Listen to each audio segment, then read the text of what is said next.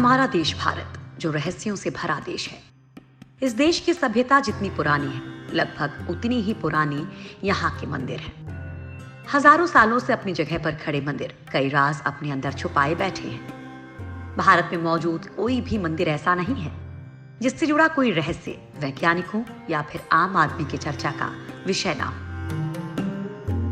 दोस्तों, आज हम आप लोगों को एक ऐसे ही मंदिर के रहस्य के बारे में बताने वाले हैं जिसके बारे में जानकर आप लोग चौंक जाएंगे। दरअसल दोस्तों, हिंदू धर्म में 4 धाम की यात्रा का बड़ा महत्व माना गया है। आज हम इन 4 धाम में से एक ओडिशा के समुद्र तट के किनारे बसे पुरी में मौजूद जगन्नाथ मंदिर से जुड़े रहस्य के बारे में बताने जा रहे हैं। ये मंदिर भगवान विष्णु के अवतार श्री कृष्ण को समर्पित है। हर साल यहाँ लाखों श्रद्धालुओं का जमावड़ा लगता है।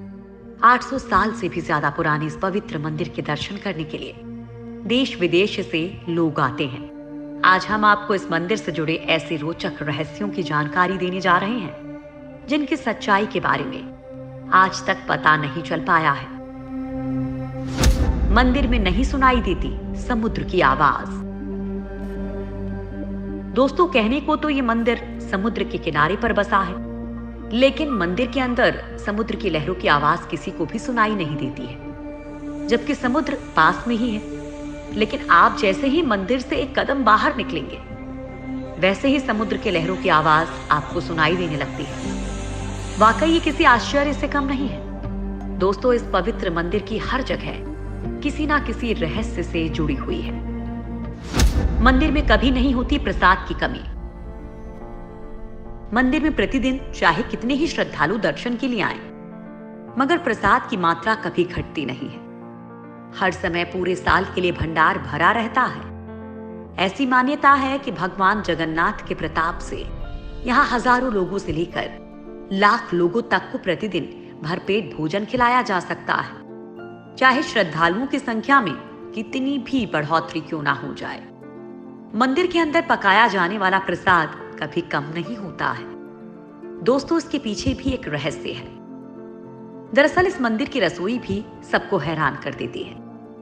दरअसल यहाँ भक्तों के लिए प्रसाद पकाने के लिए 7 बर्तन एक दूसरे के ऊपर रखे जाते हैं, लेकिन हैरानी की बात यह है कि सबसे ऊपर रखे बर्तन में ही प्रसाद सबसे पहले पकता है। फिर नीचे की तरफ एक के बाद एक बर्तन में रखा प्रसाद पकता जाता है। इसके अलावा यह भी कहा जाता है कि यहाँ हर दिन बनने वाला प्रसाद भक्तों के बीच कभी कम नहीं पड़ता। चाहे 10-20 हजार लोग आए या लाखों लोग, सबको प्रसाद जरूर मिलता है। यहाँ की विशाल रसोई में भगवान जगन्नाथ को चढ़ने वाले महाप्रसाद को बनाने के लिए 500 रसोइये लगे रहते हैं, जिनके लिए अलग से 300 सहयोगी काम करते हैं। यानी कि करीब 800 लोग मिलकर महाप्रसाद तैयार करते हैं। दोस्तों, कहा जाता है कि मंदिर का प्रसाद तभी खत्म होता है जब मंदिर के दरवाजे बंद कर दिए जाते हैं। भगवान जगन्नाथ के मंदिर में आज भी कई ऐसे चमत्कार होते हैं जिनका जवाब विज्ञान के पास भी नहीं है। पुराणों के अनुसार जगन्नाथ मंदिर को धरती का बैकुंठ माना गया है, क्योंकि भगवान श्री कृष्ण आज भी यहाँ मौजूद माने जाते हैं। पुराने समय से ही यहाँ की सवर जनजाति के आराध्य देव हैं ये, और ऐसा कहा जाता है किसी वजह से यहाँ भगवान विष्णु का रूप अन्य मंदिरों की अपेक्षा थोड़ा अलग नजर आता है। रोज बदल जाता है मंदिर के शिखर का झंडा। हवा की उल्टी दिशा में उड़ता है मंदिर का झंडा। जगन्नाथ मंदिर का सबसे बड़ा रहस्य ये है कि इसके शिखर पर मौजूद झंडा हमेशा हवा की विपरीत दिशा में लहराता है। वैसे आमतौर पर दिन के समय हवा समुद्र से धरती की तरफ चलती है और शाम को धरती से समुद्र की तरफ, लेकिन आपको जानकर हैरानी होगी कि यहाँ ये प्रक्रिया उल्टी है। अब ऐसा क्यों है, ये रहस्य आज तक कोई नहीं जान पाया है। भारत में किसी भी मंदिर का ध्वज हर दिन नहीं बदला जाता है, लेकिन जगन्नाथ जी का मंदिर ही एकमात्र मंदिर है जिसका ध्वज हर दिन बदला जाता है। हर दिन एक पुजारी को ऊंची गुम्बद पर चढ़कर ध्वज बदलना होता है। जगन्नाथ मंदिर की ऐसी मान्यता है कि अगर एक दिन भी ध्वज नहीं बदला गया तो मंदिर 18 सालों के लिए बंद हो जाएगा। जगन्नाथ मंदिर के शिखर पर एक सुदर्शन चक्र लगा है, जिसके बारे में कहा जाता है कि उसे किसी भी दिशा में खड़े होकर देखें, पर ऐसा लगता है कि चक्र का मुंह आपकी ही तरफ है। इसी तरह एक और रहस्य यह है कि मंदिर के शिखर की छाया हमेशा अदृश्य ही रहती है। उसे जमीन पर कभी कोई नहीं देख पाता। जगन्नाथ मंदिर के खजाने का रहस्य। क्या मंदिर के नीचे दबा है कोई खजाना? ऐसा माना जाता है कि मंदिर की जितनी ऊंचाई है, ये उतना ही गहरा भी है। मंदिर का खजाना, जिनमें रुपए पैसे ही नहीं, रत्न और जवाहरात भरे हुए हैं। ओडिशा हाईकोर्ट के आदेश के बाद रत्न भंडार कक्ष में 2018 को कड़ी सुरक्षा के बीच 16 सदस्यों वाली एक टीम ने 34 साल के बाद यहां जांच के लिए आई थी। इस घटना के करीब 2 महीने बाद मंदिर के खजाने की चाबी के गायब होने की बात सामने आई थी, जो अब तक नहीं मिली है।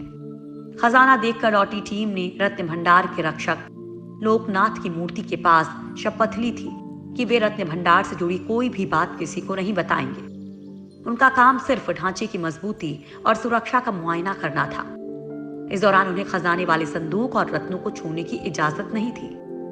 भगवान जगन्नाथ के खजाने की विशालता को लेकर इसलिए भी अटकलें लगाई जा रही हैं क्योंकि इससे पहले 2011 में जगन्नाथपुरी के पास ही एमआर मठ से एक मजदूर एक चांदी का ईंट चुरा कर ले गया था, और इसके बाद एक ऐसा रहस्य उजागर हुआ जिसे देखकर प्रशासन की आंखें भी चौंधी आ गई थी। जांच में जब इस मठ के एक कमरे को खोला गया तो उसमें से 100 करोड़ से अधिक कीमत की चांदी की ईंटें मिली थी, और इसी वजह से अंदाजा लगाया जा रहा है कि मंदिर में खजाने का भंडार है। 7वीं सदी में हुआ था मंदिर का निर्माण। 3 बार टूट चुका है जगन्नाथ मंदिर।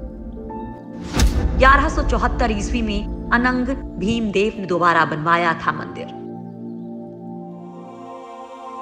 दरअसल ये पूरा मंदिर ही रहस्यों से घिरा हुआ है। इसके बनने के पीछे भी एक रहस्य जुड़ा हुआ है। कहा जाता है कि राजा इंद्रद्युम्न मालवा का राजा था। राजा इंद्रद्युम्न को सपने में जगन्नाथ के दर्शन हुए थे। सपने में ही भगवान विष्णु ने उनसे कहा था कि नीलांचल पर्वत की एक गुफा में मेरी एक मूर्ति है, उसे नील माधव कहते हैं। तुम एक मंदिर बनवाकर उसमें मेरी ये मूर्ति स्थापित करवा दो। राजा ने अपने सेवकों को नीलांचल पर्वत की खोज में भेजा, लेकिन नील माधव की पूजा सबर कबीले के लोग करते थे। राजा के सेवक ने वहां से मूर्ति चुरा ली थी और राजा को लाकर दे दी थी। लेकिन मूर्ति की चोरी होने से भगवान नील माधव बहुत दुखी थे, इसलिए वो वापस उसी गुफा में चले गए। लेकिन राजा से वादा करके गए कि वो एक दिन उनके पास जरूर लौटेंगे, बशर्ते कि वो एक दिन उनके लिए विशाल मंदिर बनवा दे। राजा ने मंदिर बनवा दिया और भगवान विष्णु से मंदिर में विराजमान होने के लिए कहा। तब भगवान ने कहा कि तुम मेरी मूर्ति बनाने के लिए समुद्र में तैर रहा पेड़ का बड़ा टुकड़ा उठाकर लाओ, जो द्वारिका से समुद्र में तैरकर पुरी आ रहा है। राजा के सेवकों ने उस पेड़ के टुकड़े को तो ढूंढ लिया, लेकिन सब लोग मिलकर भी उस पेड़ को नहीं उठा पाए। तब राजा को समझ आ गया कि नील माधव के अन्य भक्त सबर कबीले के मुखिया विश्वर वसु की ही सहायता लेनी पड़ेगी। सब उस वक्त हैरान रह गए जब विश्व वसु भारी भरकम लकड़ी को उठाकर मंदिर तक ले आए।